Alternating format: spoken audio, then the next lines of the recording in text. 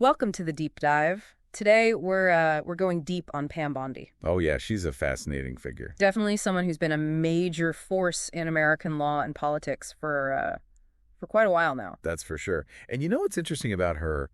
Her career kind of like unfolds alongside all these like huge shifts we've seen in American society. Oh, totally. Especially in the legal and political landscapes. I mean, Yeah, like think about it. We're talking healthcare reform. the rise of social media. Exactly. How that's impacting like public discourse even. So much has changed just in the past couple of decades. Right. And she's been right there in the thick of it. She has. So our goal today is to give you, the listener, a well-rounded understanding of Pam Bondi. Absolutely. Her journey, her successes, her controversies. Got the whole picture. And to help us do that, we've got a whole bunch of sources to draw on today. Oh yeah, a range of perspectives for sure. Got to get that balanced view right. Definitely. So let's start at the beginning. Pam Bondi was born in Tampa, Florida. Oh, 1965. So Yeah. A true Florida native. through and through. She got her undergrad at the University of Florida and later her law degree from Stetson University College of Law. Oh wow, so all those years spent in Florida's like academic institutions. Yeah, I wonder if those early years in Florida kind of shaped her approach to law and politics. It's got to have had some influence, right? I mean, think about it. Totally makes you think. She starts out as a prosecutor in the Hillsborough County State Attorney's Office.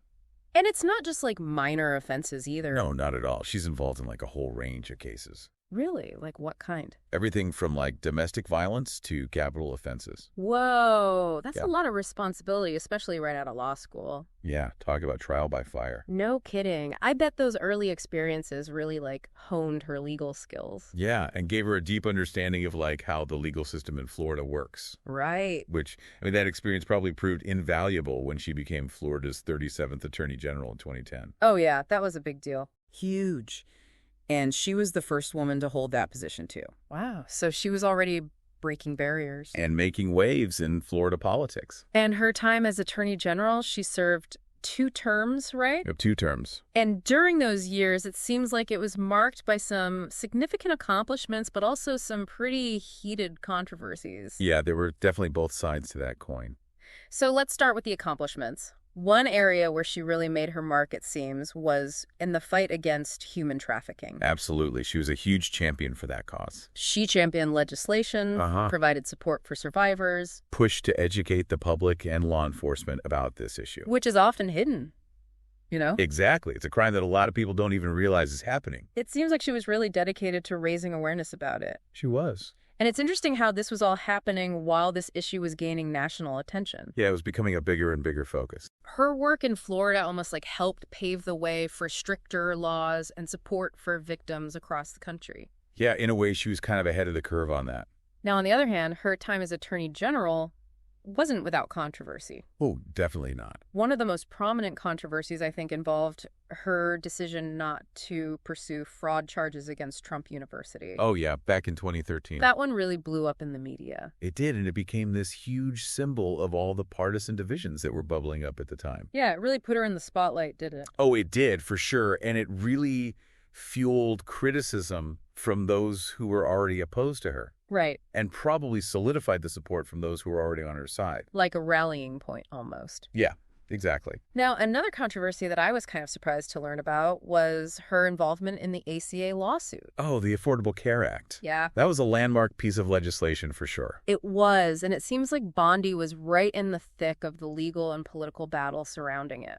Absolutely. Yeah. She saw it as an example of government overreach. And under her leadership, Florida joined a multi-state lawsuit challenging the individual mandate. Yeah, that was a key provision of the act. And this lawsuit, it went all the way to the Supreme Court, right? All day. And while the ACA wasn't overturned entirely, the lawsuit did end up weakening the individual mandate, It did. which had a huge impact on millions of Americans. No doubt. It really shows how her actions weren't just like symbolic. Right. They had real-world consequences. Definitely something to think about. So you have this massive piece of legislation that's completely reshaping the healthcare system. Yeah. And she's right in the middle of this legal and political battle. It was a really intense time. It really highlights how divided the country was And still is. on the role of government in healthcare. Absolutely. Now, going back to that Trump University controversy, Okay.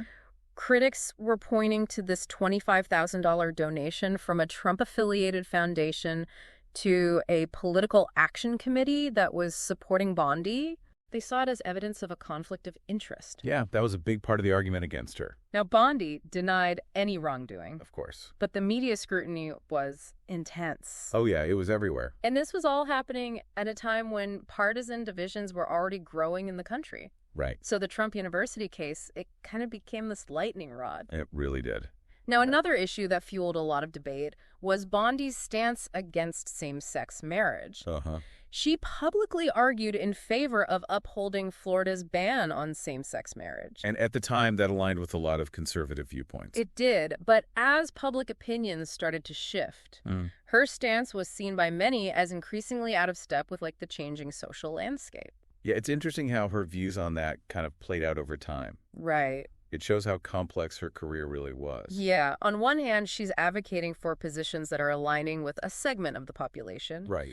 But on the other hand, those same positions are being challenged by evolving social norms and values. Exactly. It's a real push and pull. And I think all of that experience battling the ACA, handling controversies like the Trump University case, it really set the stage for her to step onto the national stage. Oh, absolutely. That's where we see her next. Right into the national spotlight. And that's a whole other chapter. Yeah. It's kind of wild how, like, after all that, after building her career in Florida, she just steps onto the national stage. Right. Like, she goes from being Florida's attorney general to this national figure. Yeah, exactly. And, you know, it all starts with her becoming a really vocal supporter of Donald Trump. Oh, yeah. And then joining his legal defense team during his first impeachment trial. That was a huge moment. It was. And it was interesting to see how her communication skills, like her ability to explain all this complex legal stuff in a way that, like, regular people could understand. Yeah. It really came to the forefront during the Totally. She was able to connect with, like, a whole segment of the population that was looking for that kind of perspective.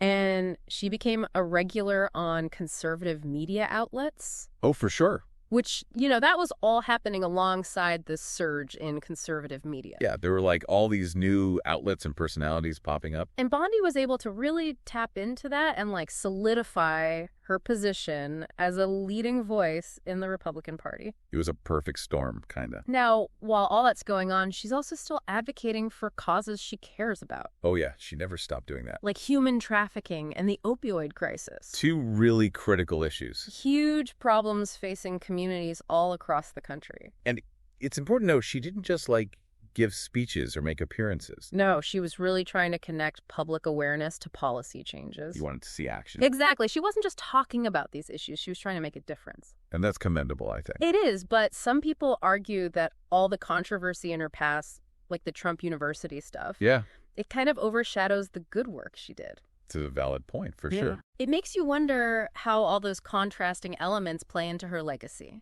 This is a tough question.